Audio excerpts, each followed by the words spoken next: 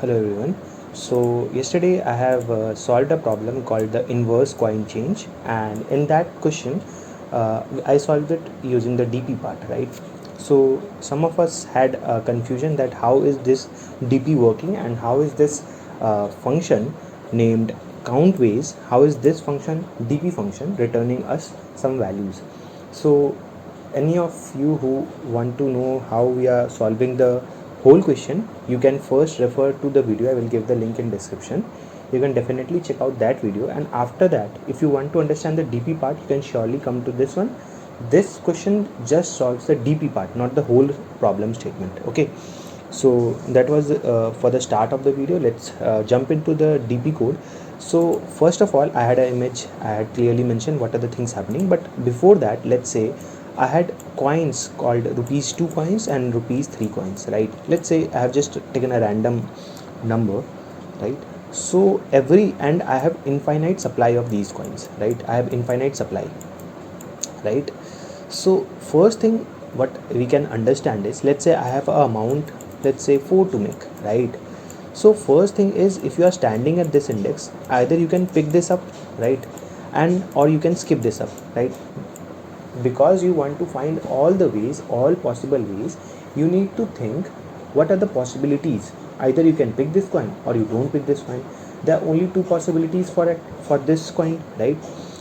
If so, you pick this coin, right? In future you might need another 2 rupees coin, let's say, right? So if you pick this coin, your amount will get reduced by 2, right? Let's say amount was AMT only, right? So amount equals to amount minus 2, right? And you are still having an opportunity to pick this coin again, right? That means you will stay at this index only, right? Let's say if you haven't picked this coin, if you don't wish to pick this coin, there is a possibility that the amount which you had doesn't need a 2 rupees coin. So what you can do, you will not pick this up, right? So the second condition is not pick, right? And what does this not pick condition say? You simply move to the I plus 1th index, right? So you are trying all possible ways, right? Trying all possible ways. So this is what recursion is, right? Let's take a complete example to understand what is clearly happening in this problem statement. Let's say I have amount rupees 6 to make, right? Now what is said is, I have a 2 rupees coin and a 3 rupees coin, right? Let's say if I have picked this 2 rupees coin, right? So what will happen? My amount will get reduced by 2 and I will stay at the current index only, right? So amount becomes 6 minus 2, that is 4, and I am still at this index only, right? Now what will I have again? I will have again two possibilities. Either I can pick this coin again or I can move to the next coin, right? Let's say if I picked it again, right, amount becomes 2, right? Let's first continue this part, then you will go to this recursive tree, right? Getting the idea? So what is the amount right now? Amount is 2.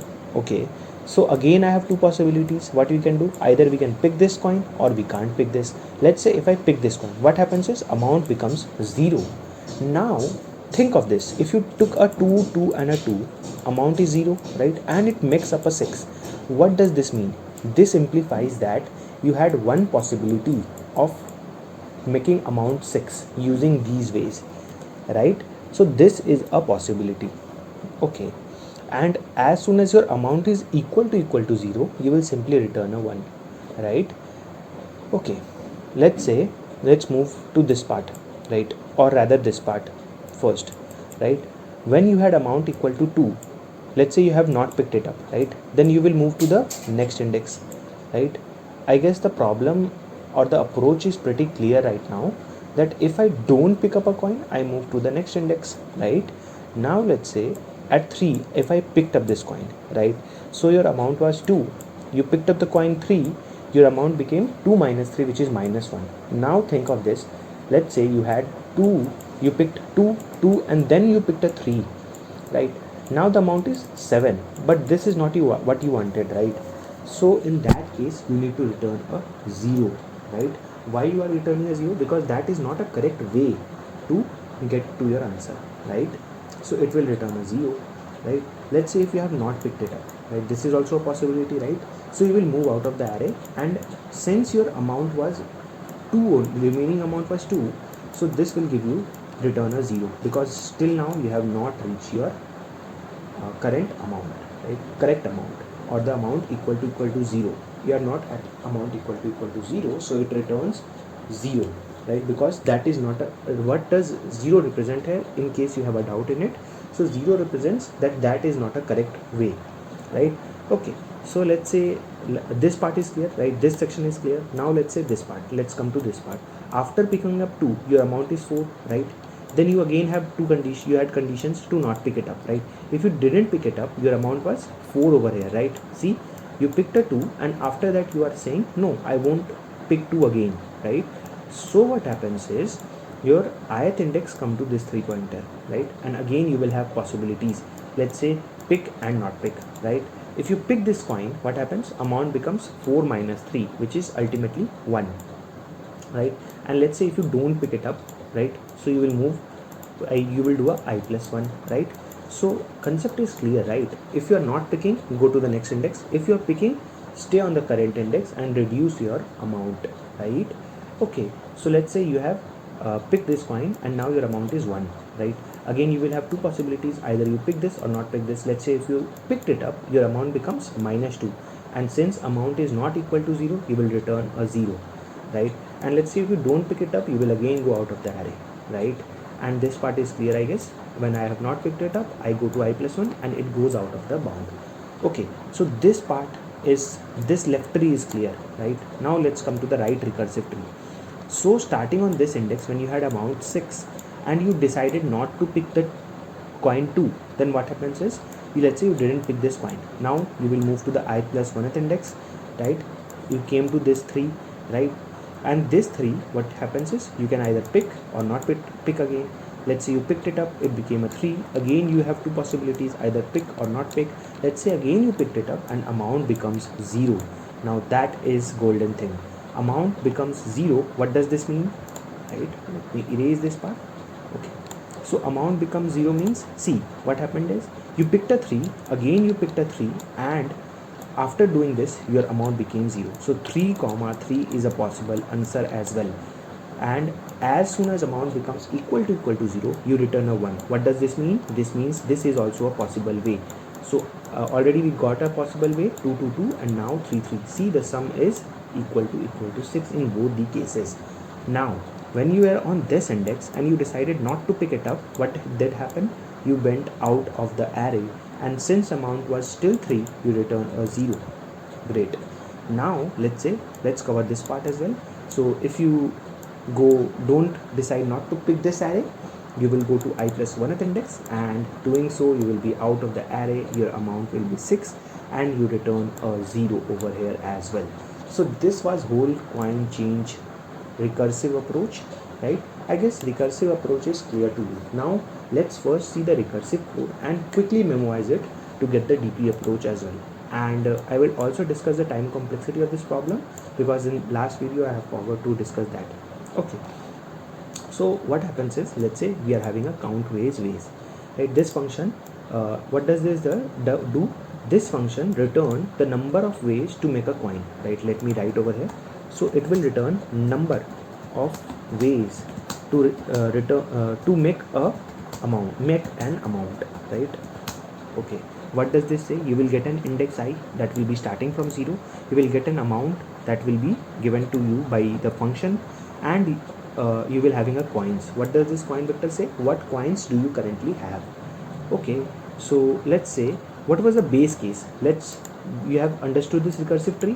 What was the base case, right? Now if you clearly see, the base case was, if amount becomes a 0, then you return a 1, right? Okay, if amount gets less than 0, then you return a 0, because that is not a correct way. And if you go out of the bound, right, if you go out of the bound, out of the array, and your amount is still not equal to 0, then you should also return a 0, because that is also not a correct way, right? So that are the possible base cases. Let's discuss the base case. So if amount equal to 0, if amount equal to 0, you return a 1. If I is what? I is nothing but the index, right? If index is equal to coins dot size, or amount is less than 0, right? Means if, let's say, your index dot size was n, right? So if your I equal to n, or your amount is less than 0, in that case you should return a 0, right? Why?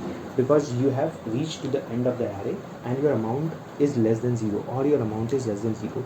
Both cases leads to a failure, right? So we will return a 0.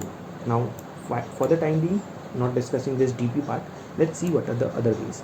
So what is the first thing doing? Int pick. What is the pick doing? You are calling your recursive function again, and in that you are staying on the current index only. That means I only. You are calling again a function I, and in that function you are doing amount minus coins of I, right? Coins of I is, let's say you had amount of rupees 6, right? And you were on the index 0th index, which had a value of 2. So it will call this function with the amount. Next function will be called with amount equal to 4. Clear? This part is clear, right? And coin function, right? And let's say if you decided not to pick, then what happens? You will go to the I plus 1th index and your amount remains as it is, right? And what are you ultimately returning? You are, ignore this part for right now, right? What are you returning? You are returning pick plus not pick. See this case, right? This case, after this one pick returned 1, and this one pick not pick also returned a 1. So these two combined gives us an answer 2. And that is also correct. You can think or calculate on your own also, that if you had a coin 2 and 3 and you were set to make an amount equal to 6, then there are only two possibilities. Either you can have 2 rupees coin 3 times or 3 rupees coin 2 times. There are no other possible ways to make this coin. See, you can't say the coins are distinct, right? Let's say 2 to 2, right? So let's say this was A, B, C. You can't say again, right, that A 2 to 2 and you are changing the order, right? I may sound foolish, but some people might have doubt that this is this a possible way? No, this is not a possible way. What am I trying to convey is 1 and 5, let's say, is same as 5 and 1, right? Even though you won't reach 5 first and then 1, but still these two are same, right? In future, if you get some problems that has some logic like this, then you should understand that these two are always same. Okay, so this was the recursive part. Now what do we do in DP, right? If you know, right, what are the changing variables? Your index is changing every moment, your amount is also changing, but your coins vector is not changing, right? And this is DP. So what are the changing parameters? Changing parameters are I, that is index, right, and amount, right? So your DP will be nothing but a vector of coins dot size, which will be for index and amount, right? Okay, so your DP becomes DP of I and amount, the changing parameters. And what do we do in DP? First we initialize this DP with a -1, and you simply check one condition. Remember this forever. First you will write the recursive code. After writing the recursive code and all the things, you will simply add 2 lines, not more than that, right? You will add DP of I, which are the changing parameters. I, let's say here I was the changing parameter and amount was changing parameter. If that is not equal to -1, simply you return DP of I and amount. Okay, and the next line is, while you are returning something, you simply store it in DP of I and amount. That's it, nothing more in DP. If you can write the recursive code, you just need to add 2 lines more for making it a DP code. Now that is all for the DP, right? So now let's quickly discuss the time complexity as well, right? So what is happening? See, first of all, let's see the constraints to get a clear idea, right? So what is the constraints? numWays dot length is less than equal to 100, and numWays of I is 2 into 10 to the power 8. See, this can be anything, but as you can see, numWays dot length represents the amount as well, right? Why it is amount? See, when the question states that 0 means to make a rupees 1, there are 0 ways. To make rupees 2, there are 1 ways. To make rupees 3, there are 2 ways. So if, understand this, if numWays dot length is equal to 100, at max is 100, right? So amount will be at max 100 only, na? How can? Because amount, this index is only representing the amount, right? So now let's come to the time complexity. So what is happening? We are simply calling this for loop, right? Wait. So we are calling this for loop, right, which is running from 1 to n. That will be big O of n, right? So big O of n is the time complexity. Inside that, what is happening? See, we are calling this dp function, right? Count ways. What is this count ways and what is its time complexity? What are the changes? To understand the time complexity of any dp code, simply check the changing parameters. I is changing and amount is changing. What is I? I is index, means it will run for at least big O of n, right? Let's multiply this. And amount will be at worst case big O of n only, which will ultimately lead to big O of n k power 3, right? And the time constraint, what is given? N is 100, so it becomes 10 k power 2 k power 3, right? Which is ultimately 10 k power 6, right? I hope the time constraint is clear to you, right? Now this is all for this video. If you have, again I'm repeating, if you have doubt, please do let me know in the comment. I will surely try to help you out. Okay, thanks for watching. If you like, please do subscribe my channel, and if you have any doubt, ask in the comments as well.